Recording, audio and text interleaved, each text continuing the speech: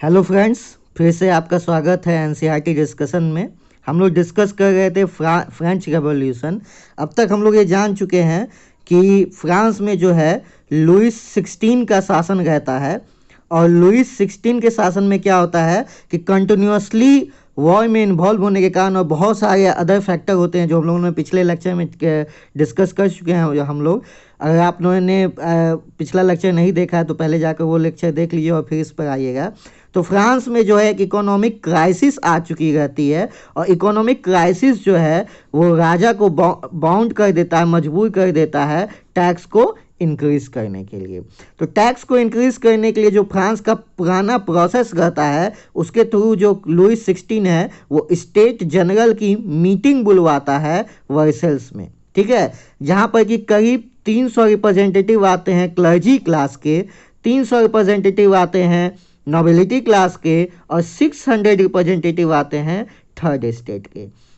और आपने पिछले लेक्चर में जाना कि जो टैक्स पे करना होता है वो केवल थर्ड स्टेट को पे करना होता है। और वहाँ पे बहुत सारे इंटेलेक्चुअल जो है डेमोक्रेटिक फिलॉसफी को फैला रहे थे, जिसमें कि आप लोगों ने मॉन्टेस्क्यू, जॉन लॉक और रूसो की फिलॉसफी जानी कि किस तरह उनकी फिलॉसफी पर अमेरिका जो है एक डेमोक्रेटिक कंट्री बनता है। और अमेरिका को कौन सपोर्ट करता है डेमोक्रेटिक बनने में? खुद फ्रांस सपोर्ट करता है, जो कि खुद एक क्या है, मोनार्क के अंदर में रहता है, ठीक है। तो इस फिलॉसफी से इन्फ्लुएंस होकर जो वहाँ के थर्ड स्टेट हैं वो लोग 1 पर्सन 1 वोट की डिमांड करते हैं, जो कि वहाँ का किंग क्या करता है, रिजेक्ट कर देता है। और इससे गुस्सा करके, नाराज होकर के जो थर्ड स्टेट है वो स्टेट जनरल की मीटिंग से वॉकआउट कर देता है, ठीक है। तो यहाँ तक हम लोग जान चुके थे और इसके बाद की कहानी इस लेक्चर में हम लोग डिस्कस करेंगे कि किस तरह फ्रेंच रिवॉल्यूशन एक बड़ा रूप लेता है और किस तरह बास्टिल के फोर्ट का डिमोलिशन होता है, किस तरह नेशनल असेंबली का ऑर्गेनाइज होती है और किस तरह कॉन्स्टिट्यूशन ड्राफ्ट होता है। तो आइए देखते हैं the outbreak of the revolution. The outbreak of the revolution होता क्या कि अभी आपने जाना कि 5 मई 1789 को जो है मीटिंग बुलाता है लुइस 16 स्टेट जनरल की, और जिसमें थर्ड स्टेट क्या करता है, वॉकआउट कर देता है। तो उसके बाद क्या होता है कि जो थर्ड स्टेट जो लोग वॉकआउट किए हुए रहते हैं वो सभी जो है 20 जून 1789 को ठीक 1 मंथ 15 डेज बाद एक टेनिस कोर्ट में वो लोग गैदर्ड होते हैं जो कि वर्सेल्स में है। और वहाँ पे गैदर्ड होकर वो लोग कसम खाते हैं कि वो लोग कभी भी टूटेंगे नहीं जब तक कि वो लोग फ्रांस के लिए कॉन्स्टिट्यूशन नहीं ड्राफ्ट कर लेते हैं, जो कि वहाँ के मोनार्क के पावर को कंट्रोल करे, ठीक है। और वो लोग क्या करते हैं, खुद को नेशनल असेंबली डिक्लेयर कर देते हैं।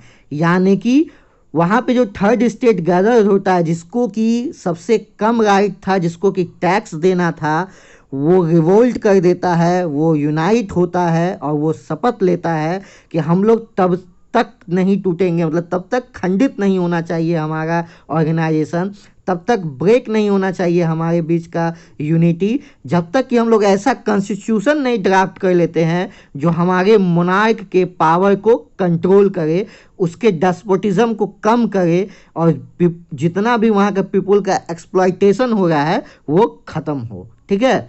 अब बात क्या रहती है कि इसके जो मेन लीडर रहते हैं वो रहते हैं मिराबियो और एबेसिए, ठीक है, आबेसिए, मिराबियो और आबेसिए। अब इसमें आयरनी क्या रहती है कि ये जो दो मेन लीडर रहते हैं जो कि नेशनल असेंबली के जो गैदरिंग होती है 20 जून को, उसमें बहुत ही पावरफुल स्पीच देते हैं। पर इसमें आयरनी क्या है कि जो मिराबियो हैं वो बिलोंग करते हैं एक नोबिलिटी फैमिली से, यानी कि एक नोबल फैमिली से ये लोग बिलोंग करते हैं। और आबेसिए जो रहते हैं वो एक प्रीस्ट रहते हैं, यानी कि ये एक क्लर्जी क्लास के मेंबर रहते हैं। अब आप सोच रहे होंगे कि थर्ड स्टेट गैदर्ड होता है, खुद को नेशनल असेंबली घोषित करता है, और वो किसके खिलाफ लड़ रहा होता है? मोनार्क के खिलाफ और फ्यूडल सिस्टम के खिलाफ, जो ओल्ड रूल रहता है उसके खिलाफ, यानी कि क्लर्जी क्लास के खिलाफ और नोबिलिटी क्लास के खिलाफ। और आप देख रहे हैं कि जो उनके मेन लीडर है वो खुद नोबिलिटी से बिलोंग करते हैं और खुद प्रेस्टी क्लास से बिलोंग करते हैं। तो आपको लग रहा होगा कि ये लोग कोई साजिश कर रहे हैं, पर ऐसा बिल्कुल नहीं है। अगर आप इंडियन के भी नेशनल मूवमेंट को देखिएगा तो यहाँ भी जो जितने सोशल और रिलीजियस रिफॉर्म हुए हैं वो सभी के सभी 90% जो भी उसमें लीडर हैं वो अपर क्लास से बिलोंग करते हैं।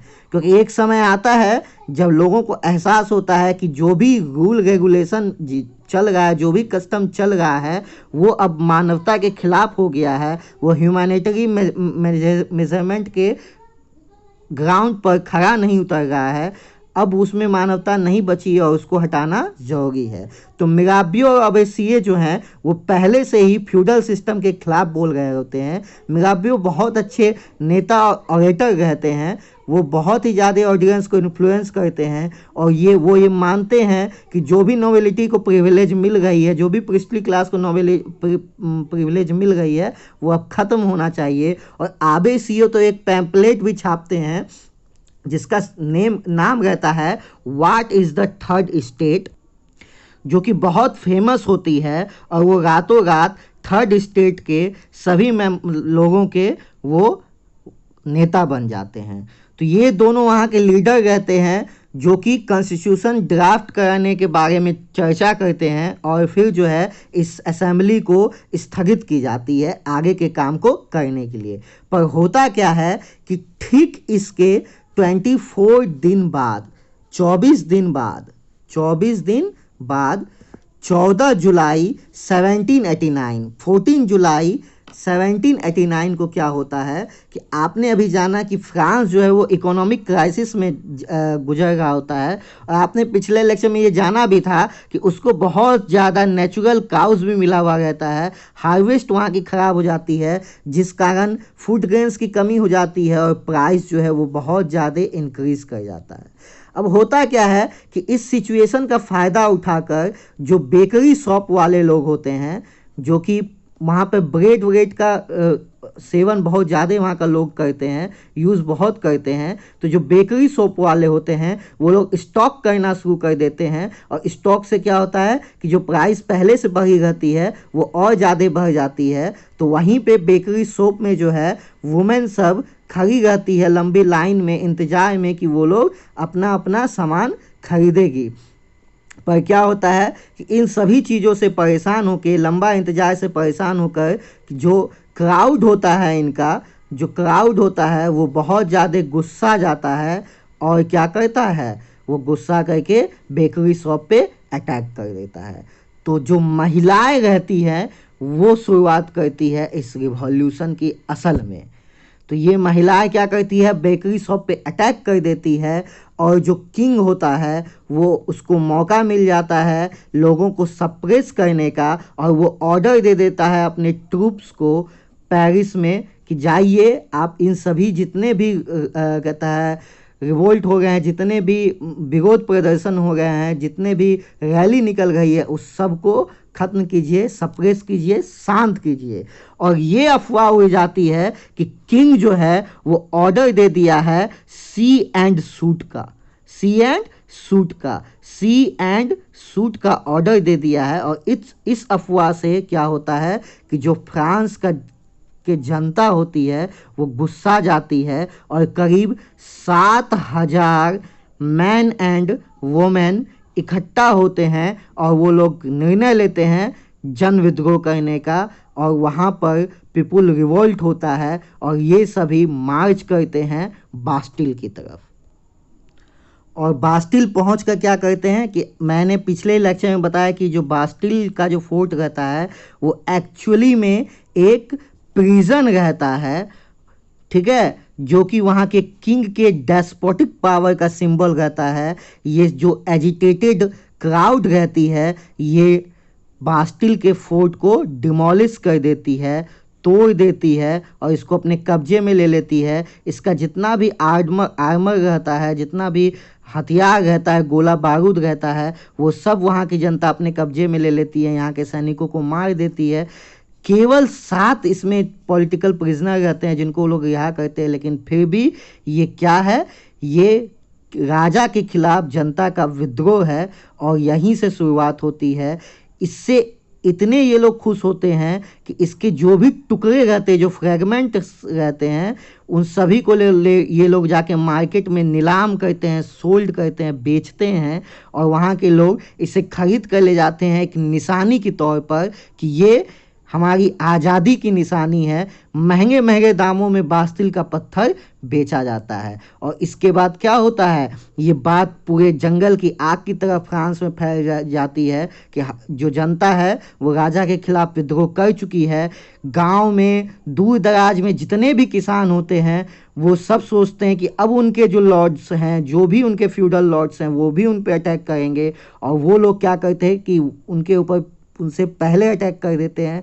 उनके जितने भी गोडाउन्स होते हैं, जितने भी फूड स्टॉक होते हैं, जो भी भंडार घर रहता है उन लोगों का, वो सब अपने कब्जे में ले लेते हैं। मेनर को डिस्ट्रॉय कर देते हैं। मेनर एक्चुअली फ्यूडल लॉर्ड्स का एक तरह का पैलेस होता था, उसको डिस्ट्रॉय कर देते हैं। जितने भी अकाउंट्स रहते हैं, जो कि लोन वोन को अकाउंट किया हुआ रहता है, जो उसमें दर्ज किया रहता है, उस सबको आग के हवाले कर देते हैं।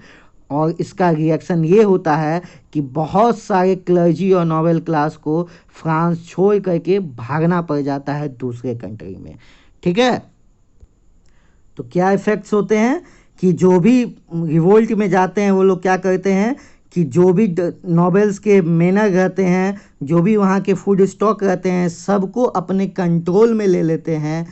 और वो लोग जो भी डॉक्यूमेंट रहते हैं फ्यूडल लॉर्ड के, जिसमें ड्यूस लिखा हुआ रहता है, उन सब को आग के हवाले कर देते हैं और नोबेल्स को अपना घर छोड़कर भागना पड़ता है। और इस सब से क्या होता है कि अंत में लुइस 16 को नेशनल असेंबली को रिकॉग्निशन देना पड़ जाता है। वो इस बात को मानने के लिए तैयार हो जाता है कि अब से उसका पावर जो है वो कॉन्स्टिट्यूशन के द्वारा कंट्रोल किया जाएगा। अब से उसका पावर डिवाइन मतलब हेवनली नहीं है, उसका जो पावर है वो भी कंट्रोल किया जा सकेगा, चेक्ड किया जा सकेगा, और उसको भी कॉन्स्टिट्यूशन को मानना पड़ेगा। फिर क्या होता है, 4 अगस्त 1789 को जो नेशनल असेंबली है वो एक बिल पास करती है, एक डिक्री पास करती है, एक लॉ पास करती है, जो कि वहाँ के फ्यूडल सिस्टम का जो भी रूल रहता है टैक्स का, उस सब को एबॉलिश कर देती है, उस सब को ख़त्म कर देती है। जो भी तिथ लेने का परंपरा पहले रहता है, मैंने पिछले लेक्चर में इसको डिस्कस किया था।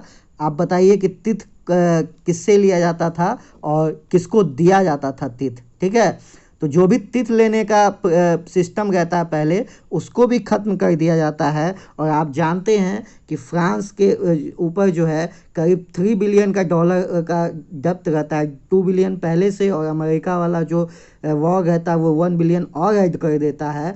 और इस सारे डेप्ट को जो है, जो भी वहाँ की चर्च की जो प्रॉपर्टी रहती है, उस सभी चर्च के प्रॉपर्टी को कब्जा कर कर उससे इस सारे डेब्ट को पूरा किया जाता है।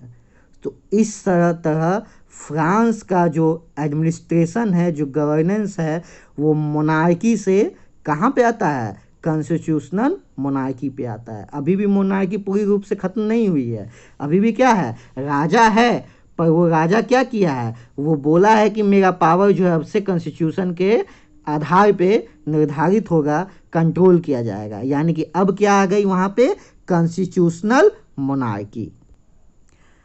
क्या आता है, कॉन्स्टिट्यूशनल मोनार्की। ठीक है, तो अभी भी कहानी ख़त्म नहीं हुई है, क्योंकि अभी भी कंप्लीट क्या हुआ है, मोनार्की एबॉलिश नहीं हुआ है। एक्चुअली आपके जो फ्रेंच रिवॉल्यूशन का डिस्कशन है वो नेपोलियन तक जाते जाते ये चैप्टर ख़त्म हो जाता है। तो इसमें जो है अभी भी इसके बाद की कहानी बाकी है, जो कि हम लोग नेक्स्ट लेक्चर में डिस्कस करेंगे कि किस तरह कॉन्स्टिट्यूशनल मोनार्की के बाद जो है रीजन ऑफ टेरर आता है, जिसमें मैक्सिमिलियन रोबेस्पियर रहता है, जो कि एक रीजन ऑफ टेरर ला देता है। वो मोनार्क से भी ज़्यादा निरंकुश हो जाता है और उसको लगता है कि डेमोक्रेसी के फेवर में वो किसी की भी हत्या कर सकता है। तो ठीक है, जो भी स्टोरी है वो हम लोग जानेंगे नेक्स्ट लेक्चर में। तब तक के लिए थैंक यू।